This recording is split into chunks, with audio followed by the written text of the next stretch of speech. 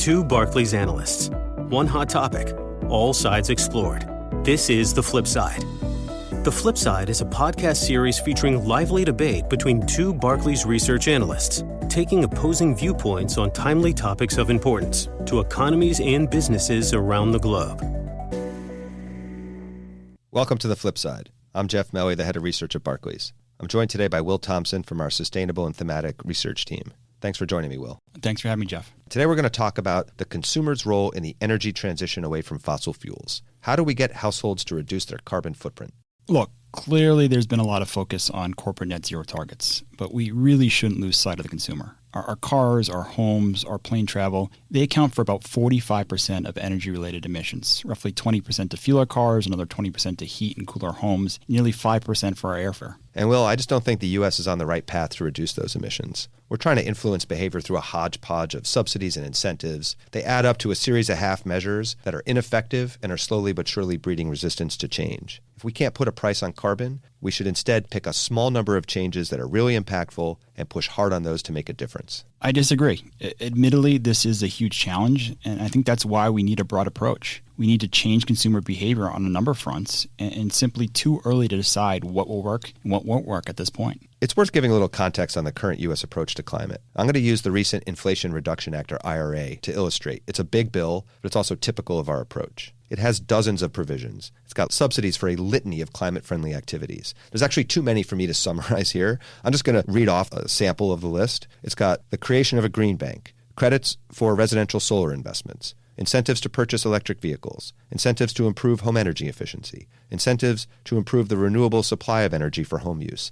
It's even got bonus incentives to provide that renewable energy to disadvantaged communities in an effort to improve environmental justice, which is a concept that I wasn't even familiar with before this bill. It's got incentives for climate-friendly agriculture. And again, that's just a sample. It's a lot, and this is why the IRA is considered such a game changer. It takes aggressive action on a number of fronts, and it actually seeks to avoid picking winners and losers. While innovation is starting to bend the cost curve for a number of key technologies, we still need comprehensive policies such as the IRA to help incentivize consumers to change their behavior. Even if these policies aren't perfect, I simply don't see another solution. Well, if I was going to rely on economics to help solve this problem, Will, I would just put a price on carbon, and then we can let private market innovation find the best adjustments. But what you're suggesting instead is that we should rely on policymakers to figure out which changes to subsidize and to what extent to try to get exactly the right mix of changes. I mean, who could look at that list I read off? Who could possibly analyze all those different areas and credibly conclude that the IRA gets it right? I mean, it seems to me that this is a recipe for disaster where we're going to waste a huge amount of time, effort, and money. But Jeff, we both know that a national carbon price is simply not politically feasible in the U.S. So regardless of how effective it would work in theory, it seems pointless to debate that at this point. Yeah, well, sadly, Will, I agree with that. But I think this other approach is also deeply flawed. And I'll give you an example from California and their approach to solar panels to illustrate why I'm skeptical. California encouraged homeowners to install solar panels with a bunch of subsidies.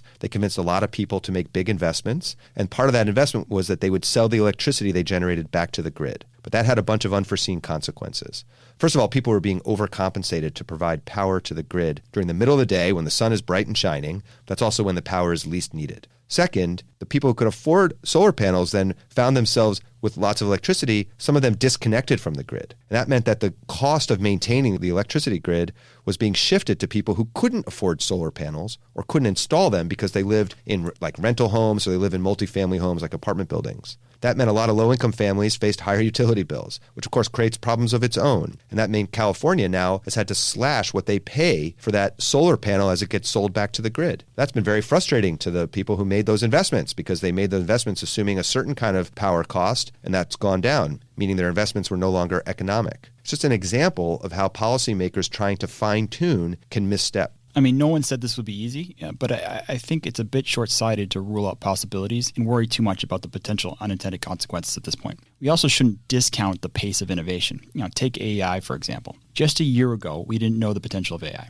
Fast forward today, AI opens the door to a smart grid powered by virtual power plants that can aggregate and optimize distributed energy resources such as EVs. AI can help identify novel materials and advanced battery technologies. This would reduce our reliance on critical earth materials. The list goes on, and I get there's a lot of uncertainty, but this uncertainty also suggests we need to take a diversified approach. Well, AI is a really interesting example, Will. And look, I think when you look at AI, you're seeing the possibility of new insights, new technologies, new ways of utilizing our grid. When I look at AI, I see a reversal of decades of low to no electricity demand growth. I mean, we need to power all the computers for the AI, and that's going to rely on the grid. That's going to be a challenge, even before we start trying to change consumer behavior by getting them to electrify their homes or their cars. I do think we have to acknowledge that the next phase of the energy transition may only get harder. Up until now, consumer emission reductions have largely been driven by efficiency gains. So this is improving the miles per gallon on our cars, switching to LED lights, and high-efficiency appliances and furnaces. These are easy changes. They don't require any changes to how we commute or modifications to our homes,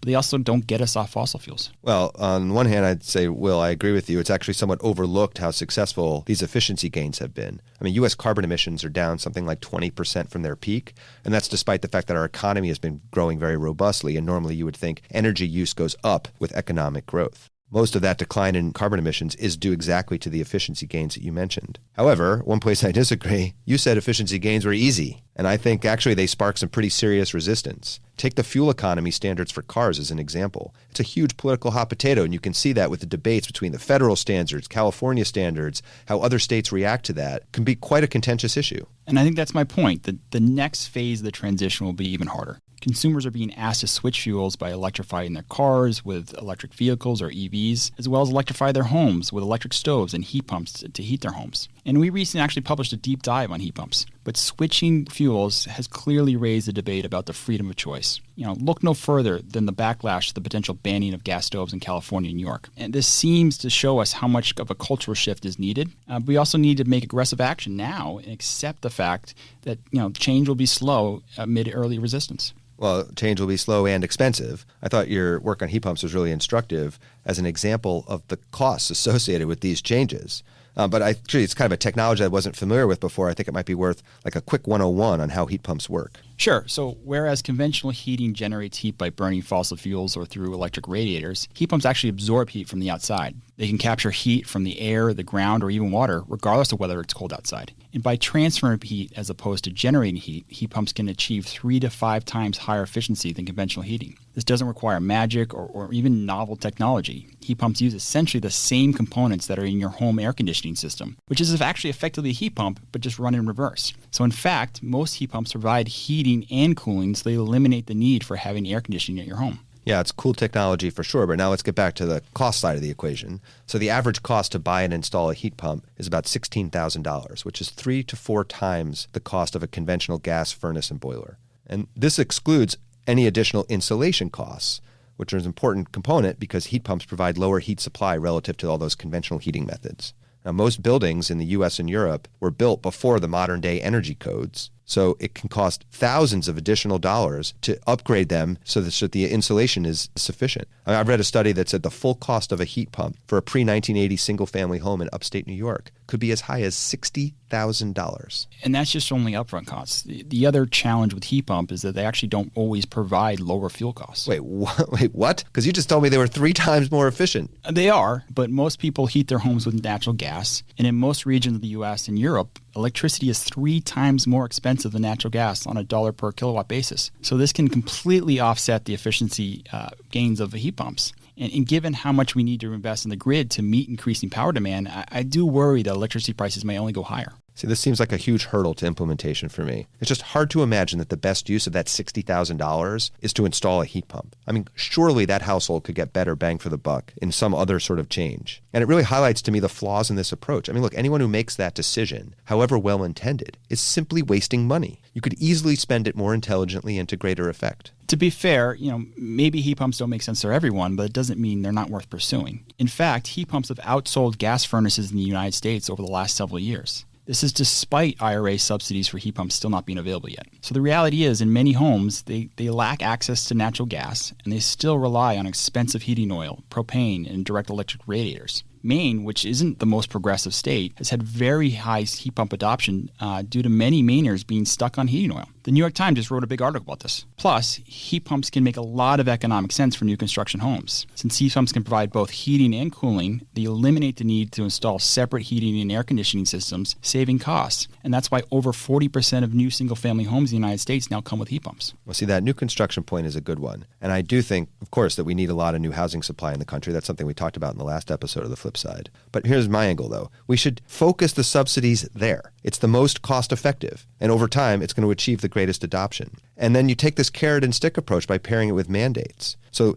look at what New York State has done. They're actually the first U.S. statewide ban on fossil fuel furnaces for most new construction, which starts in 2026. See, to me, this makes sense because you're going to focus your subsidies on the part where you get the most bang for the buck, and then you pair it with a mandate to force the change. Forget about that 60,000 retrofit. Yeah, unfortunately, a big challenge in converting existing homes to heat pumps is related to our human nature, right? Most people simply don't even think about replacing their heating system until they have a problem, when their furnace fails and they lose heat. They're going to be eager to get heat back into their home, and they won't wait for a contractor to come do building upgrades and retrofits. The path of least resistance for them will be to install another gas furnace or boiler. And since boilers and gas furnaces last well over a decade, these homes could still be burning fossil fuels beyond 2040. Well, that's actually a good segue to my view, because I think you've really hit on something in this challenge associated with changing fuels. But let's think why that's so challenging. The underlying reason is because it exposes the consumer to the full cost of carbon. Fossil fuels are cheap in this country because we don't charge for carbon.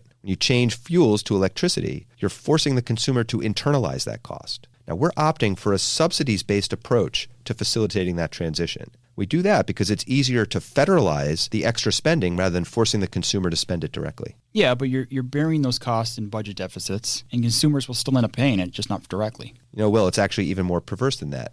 We're pumping carbon into the atmosphere today, causing issues for future generations. And then the half-hearted attempts we make to try to address that problem are financed by their future tax payments. And then to top it off, we don't even get the subsidies right, as evidenced by that earlier California example. And we've seen this with EVs, right? So early adoption has been led by wealthy individuals that can afford an EV and are willing to deal with some of the early inconveniences, such as range anxiety and lack of charging infrastructure. But despite tightening vehicle emission standards and significant EV subsidies, EV sales have actually softened.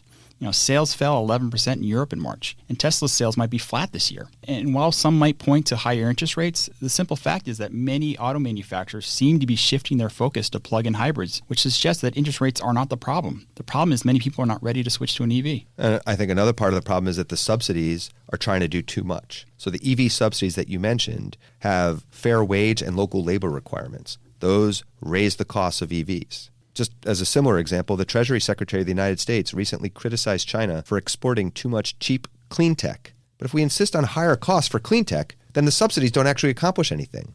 Look, is this a climate catastrophe? If the answer is yes, then cheaper's better. I think the real issue here is that we're spreading our resources too thin. You want to make real change? Make a concentrated push on one or two big issues. I'm not expert enough to say what those issues should be, but let's just say, hypothetically, that we choose EVs. Then you take all that IRA money, and you use it to build a national network of charging stations, something like what we did with the highway system in the 50s.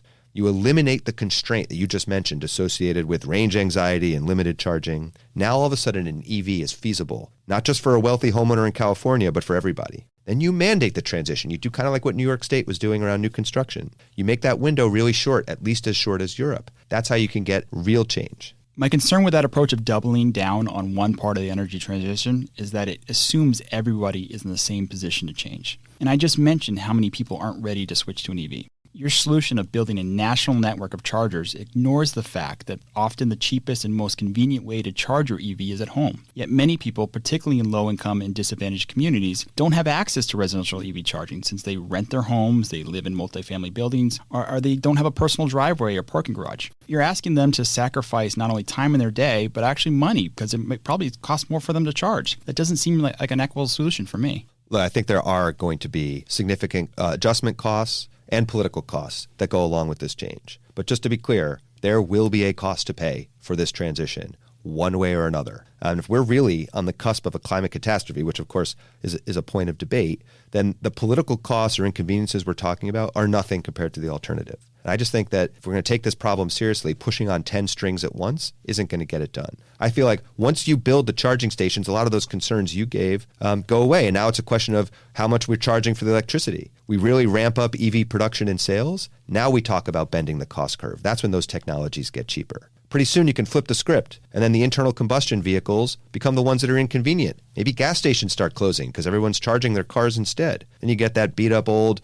pickup truck that's still burning gas off the road. I mean, look, global emissions this year are going to be the highest ever. I just really struggle to understand where this incrementalism is getting us. Look, I do think there needs to be a concentrated effort, but not necessarily on the demand side, which is we've been focused on, but rather on the supply side, right? I was surprised that the electric grid was pretty much an afterthought within the IRA and even the bipartisan infrastructure law. It's becoming clear to me that we need serious and sustained investment in our grid to accommodate growing electricity demand, changes in grid dynamics, and even increasing frequency and magnitude of extreme weather. Much of the energy transition is really predicated on having a green, reliable, and affordable electric grid. Well, I do think there's merit to that. And I think in particular, if all the subsidies that we're spending now could instead be used to offset what would otherwise be higher electricity costs, which, as you noted, could actually become a hindrance to adoption of some of these new technologies. Well, for more insights about heat pump technology, the opportunities and indeed the hurdles associated with these and other changes, clients at Barclays can read our latest report, Heat Pumps, Raising the Thermostat on Heating Decarbonization,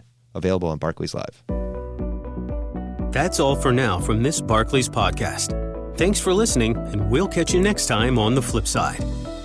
For more insights on this topic, clients can log into Barclays Live or find out more at barclays.com/CIB.